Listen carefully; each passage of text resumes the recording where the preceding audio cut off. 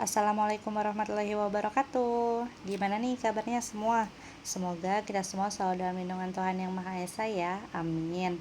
Oke, kita masih akan membahas tentang prosedur perawatan secara berkala dengan tujuan pembelajaran, yaitu agar kita dapat menerapkan dan melakukan perawatan produk secara berkala pada produk drink, food, fresh, dan kosmetik di supermarket, fashion, dan sport. Pokok bahasan yang akan kita bahas di sini ada dua. Yang pertama adalah perawatan produk secara umum, dan yang kedua adalah merawat display produk. Untuk pokok bahasan pertama, kita telah membahasnya dalam video sebelumnya. Kalian dapat mereview kembali supaya tahu dasar-dasar dari materi pokok yang akan kita bahas ini. Lalu hari ini kita akan membahas pokok bahasan yang kedua. Yuk disimak.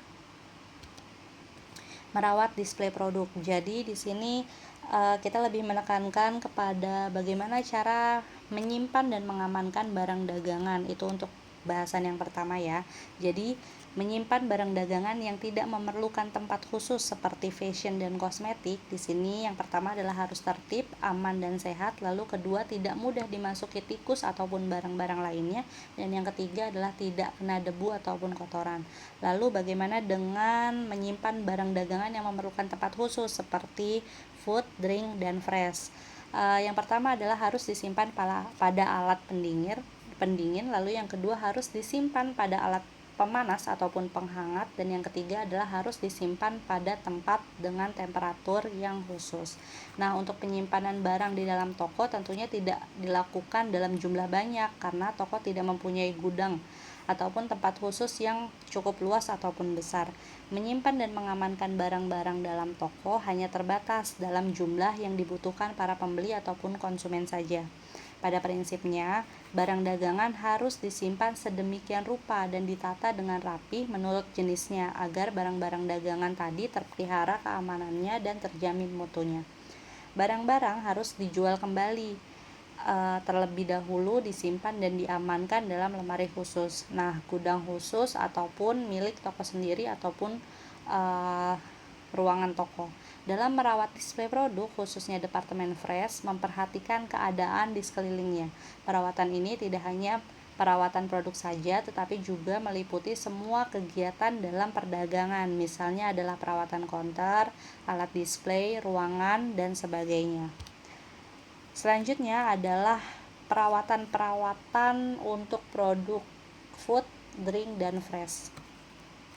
Kita akan membahas yang pertama adalah produk dairy, lalu yang kedua adalah produk daging, dan yang ketiga adalah produk sayuran, dan yang terakhir adalah produk buah-buahan. Yuk disimak. Untuk perawatan produk dairy, cara merawatnya adalah produk matang harus selalu ditutup dengan plastik pembungkus. Nah, setiap produk diberi petunjuk harga, periksa tanggal kadaluarsanya, perhatikan kelayakan tampilan produk, warna, aroma, dan tidak berjamur. Dan yang terakhir adalah tertera izin Depkes pada label produk. Lalu untuk perawatan daging, di sini hal pertama yang harus diperhatikan adalah displaynya dalam berbagai variasi. Lalu yang kedua adalah daging sapi dijual dalam bentuk potongan yang dikenal. Yang ketiga adalah daging sesuai dengan standar supermarket. Selanjutnya adalah berasal dari rumah potong hewan berizin dan bersertifikat halal. Selanjutnya adalah harus memenuhi standar kesehatan, tidak busuk, kotor, ataupun lainnya. Yang keenam adalah daging sapi tidak boleh dicuci. Yang ketujuh adalah daging ayam dijual dalam bentuk potongan ataupun utuh. Untuk daging ayam juga ataupun ikan dapat dicuci dengan air dingin. Dan yang terakhir adalah perhatikan suhu tempat pendinginan antara 16 derajat Celcius sampai dengan 24 derajat Celcius. Lalu bagaimana dengan perawatan sayur? Nah, di sini untuk perawatan sayur itu sendiri, yang pertama adalah pisahkan sayuran yang tidak segar. Lalu yang kedua, perhatikan kebersihan showcase. Yang ketiga adalah hindari showcase dari bau tidak sedap. Yang keempat adalah jaga suhu showcase antara 2 derajat Celcius sampai 4 derajat Celcius. Yang kelima adalah jaga kebersihan talenan, nampan, pisau, dan lainnya dari tempatnya. Lalu yang kelima, yang keenam adalah lakukan pembersihan umum setiap seminggu sekali terhadap display. Lalu yang ketujuh adalah membuat produk olahan untuk sayuran yang diperkirakan tidak dapat dijual. Lalu bagaimana dengan perawatan buah-buahan? Di sini untuk perawatan buah-buahan, yang pertama adalah pisahkan buah yang busuk, lalu jaga kebersihan dan aromanya. Yang ketiga adalah perlengkapan yang digunakan dibersihkan kembali. Lalu yang keempat adalah perhatikan arus perputaran barang, gunakan metode FIFO. Selanjutnya yang kelima adalah membuat harga spesial terhadap produk tidak layak pajang, tapi layak dikonsumsi. Dan yang keenam adalah mencatat pemusnahan dan perubahan barang setiap hari. Lalu bagaimana dengan perawatan produk fashion? Seperti yang kalian lihat di layar ya, di sini ada 5 prosedur perawatan produk fashion. Yang pertama adalah menyimpan barang fashion pada tempat yang aman dan terhindar dari tikus ataupun binatang lainnya. Yang kedua adalah membersihkan peralatan yang kotor. Lalu yang ketiga adalah mengganti pelabelan yang rusak dengan yang baru. Yang keempat adalah membersihkan barang fashion yang kotor. Dan yang kelima adalah mengganti barang fashion yang susut warna dengan yang baru. Selanjutnya adalah perawatan untuk stok ataupun persediaan barang. Jadi di sini ada prosedur penanganan stok barang di gudang yang harus dilakukan. Yang pertama adalah